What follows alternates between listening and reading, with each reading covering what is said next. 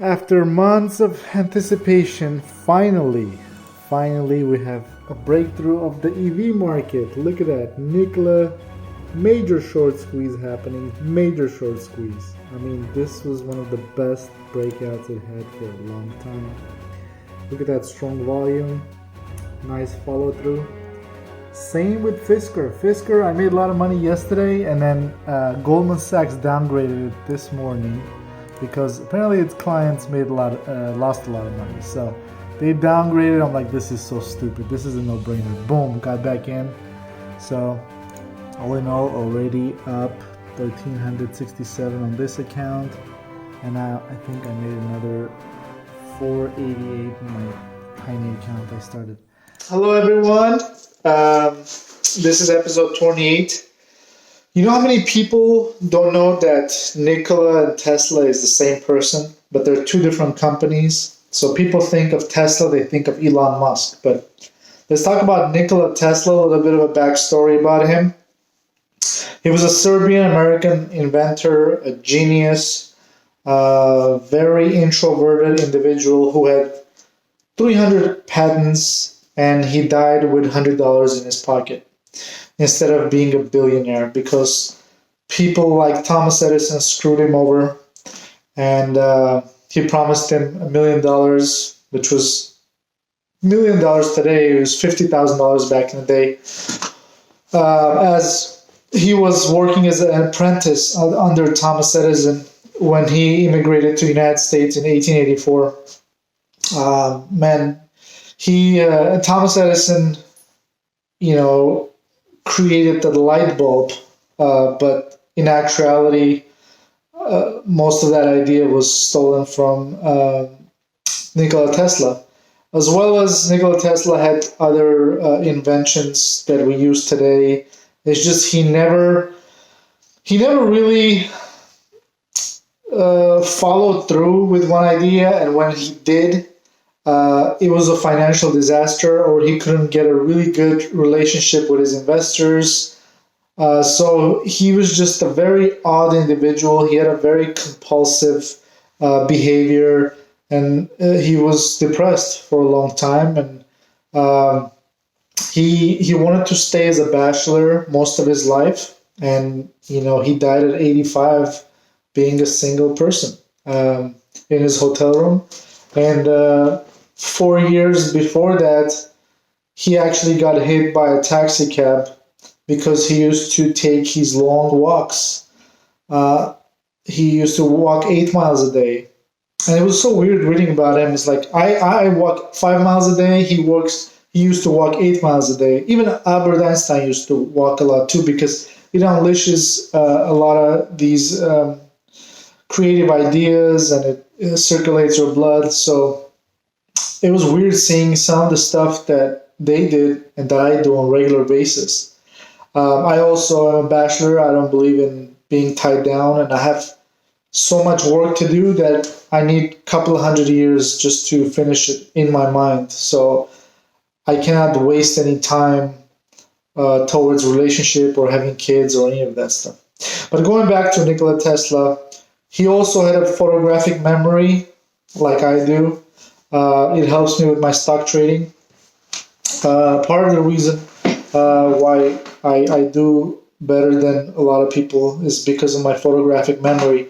When I look at a stock and then I move on to another stock, when I come back to that stock, I already know what was the last price I was looking at. So if I see it like $5, $4 more, I'm like, okay, it went up significantly without even knowing that, in looking at the percentage gain. So that helps me a lot. So Nikola Motors Corporation, they are in the business of turning these heavy-duty commercial vehicles, the trucks that you see on freeways. So right now they're running on diesel, but their mission is to turn these gas guzzlers to hydrogen-based fuel cell trucks. And they're going to have hydrogen fueling stations all across the United States.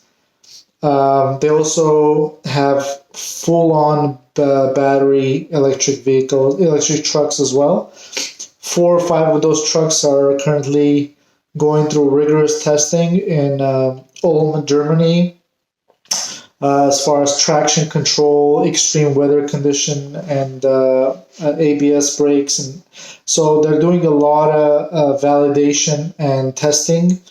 They also have their large plant going up in Coolidge, Arizona. So there's a lot of traction in the company in this year, 2021. But this is a company that's taking loss after loss after loss.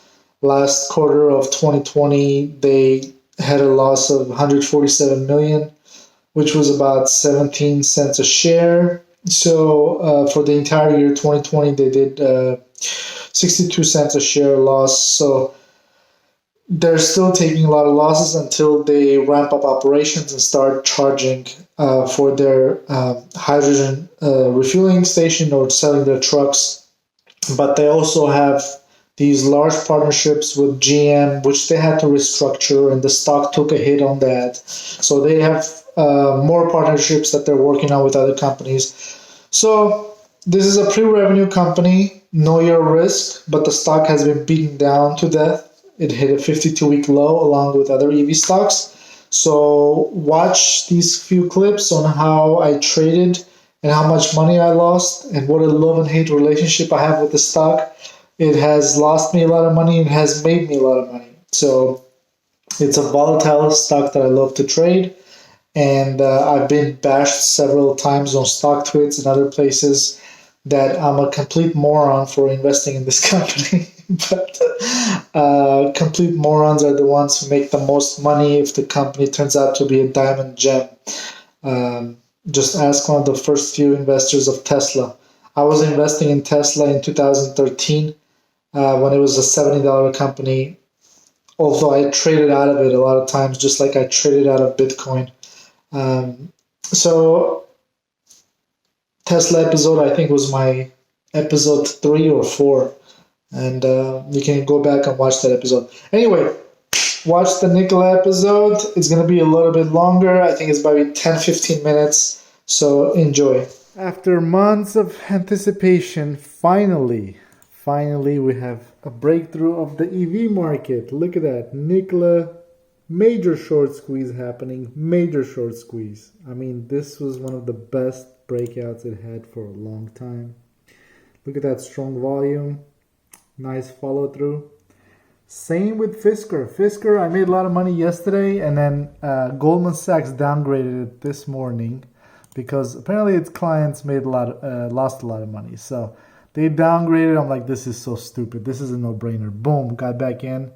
So all in all, already up 1,367 on this account, and now I think I made another 488 in my tiny account I started. So amazing day. I hope Excel is breaking out too here. Excel is gonna continue. Let's buy 1,000 shares right now. And then Lordstown, they downgraded Lordstown as well here.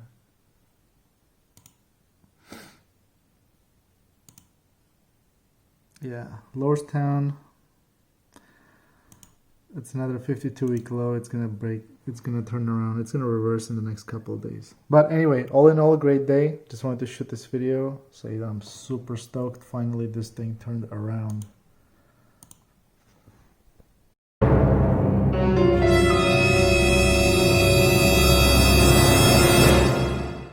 Okay, so since I'm going to do this episode on Nikola, I wanted to rant a little bit because I'm really pissed off right now. And this is the stuff that day traders are not going to show you. They're always going to show you the fucking, oh, I'm making so much money and everything's happy. No, I'm pissed off right now. I'm stressed out because I went from positive 1,600 to down to 282 yeah.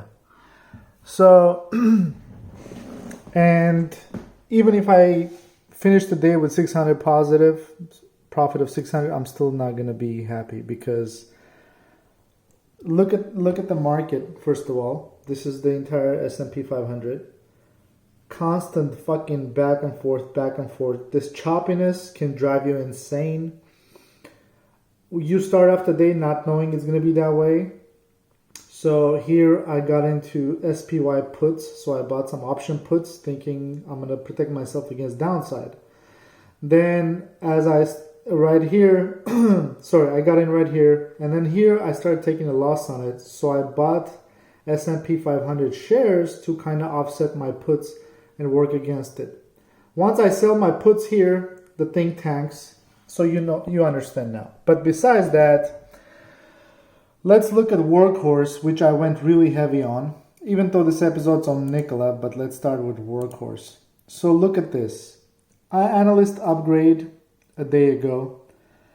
Total bullshit. They shorted the crap out of it this morning, brought it down. So I'm holding, right now I'm holding 1,100 shares, but I was holding 1,500 shares. So I've been scalping back and forth. But let's talk about Nikola, this piece of shit, and its executives that fucking made, I don't know, $500 million and left. The stock just hit a 52-week low. Wedbush Securities cut Nikola's price target to 13 from 25. And in adding insult to injury, now we got the lawsuits to deal with. So the lawsuits are going to proceed and it's going to hit Nikola's bottom line where this company is still in pre-revenue stage. So it's an absolute garbage, and at this point there's nothing happening and there's no timeline on execution and what the management is going to do. So do I want to cut my losses and move on to something else? Half of it, I did half of it, but I'm still holding 700 shares. I've scalped the 300, 400 of it came out of it. Still holding some option contracts of 10 option contracts on $10.50 strike, and then another 10 contracts on 11 strike. And I'm holding some other EV names. Because all the EV names are getting crushed, including QS, which I'm holding 200 shares right now. That's the reason why I'm not cutting my losses. And I'm waiting for that reversal because I'm going to go really heavy on the reversal, even though I don't like to do revenge trades. Nikola really pissed me off this morning and took most of my profits away. Did good on Tesla. I made like $400 on Tesla. But Workhorse and Nikola destroyed me. So day traders go through a lot of stress, guys. You just don't see it. So a lot of these ups and downs, 2 steps forward, 1 steps back. Not gonna cut it. The markets, everyone's nervous. Everybody sells into a single penny of profit. So sometimes it's good to just stand back, but there's a lot riding right now because all these EV names are hitting their 52-week lows and people are waiting for reversal. And reversals is where you make your money. Okay, reversals is where you make it. So the worst thing to happen is if you step away from your computer and liquidate everything and stay on the sidelines, and then the reversal happens, you're gonna feel really stupid. It's like waiting for the shooting star for years and then it doesn't, and then you miss it. So that's the reason why at some point it's not good to be on the sidelines, because you've lost money on that stock. You want to bring it back. You want to recover your losses. And the last thing you want to do is miss the reversals. So, I mean, it's 3 o'clock, 3:20. I'm sitting here contemplating of all the trades I've done today. It's the same day that I shot the Nikola episode where I lost $1,700 in the morning, but I closed the day with $800 profit. So I made almost $800 profit. I don't even care. I'm not even happy. I'm just, first off, I was up $1,036. But besides that, it's like the emotional aspect of it, it's becoming a regular thing. Look, there's nobody here. I just had my lunch, and that's all I do. Today was so stressful. I normally don't spend 8 hours a day glued to the computer. Normally 3 hours, 3-4 hours. But today I was literally glued to the monitor 8 hours, the whole 8 hours. And EV markets, some of the stocks recovered, and then Joe Biden went after the cigarette companies, and he's trying to ban menthol cigarettes. Or anyway, it tanked Philip Morris. It tanked tanked Altria Group, and Philip Morris went down 1%. And XLP, which is the ETF that houses the consumer staple stock, such as Altria Group, they tanked. So at the end of the market close, I was trading cigarette companies, ETF, XLP. But very stressful day. I made 340 trades just to recover the $700 loss and close it out to almost $800, $788 profit. Very choppy, very range bound, very trickery. They will really try to crash the market. It didn't work. So, but this is the life of a trader. I trade till 1 o'clock, and then I literally either sleep for a few hours, or then I take about an hour to decide where I'm going to go eat. And I might spend 2 hours at a lunch just contemplating my trades for tomorrow. I've held some positions for today, for tomorrow. Nikola Excel, some Altria Group. So you're constantly thinking. You're constantly thinking, and you constantly want to be alone or amongst other like professional traders that trade, not invest, trade. So, but I don't know anybody here in LA, so I'm by myself. And I want to be by myself. Hardly ever I go out to lunch with the people. So maybe I should tackle this to the Nikola episode. Hallelujah! Look at that. What a nice recovery. Doesn't happen a lot. Nikola still weak.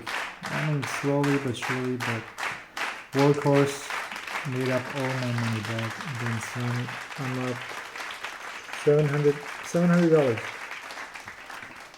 Not bad, not bad. Let's see if we can push it to 1,000.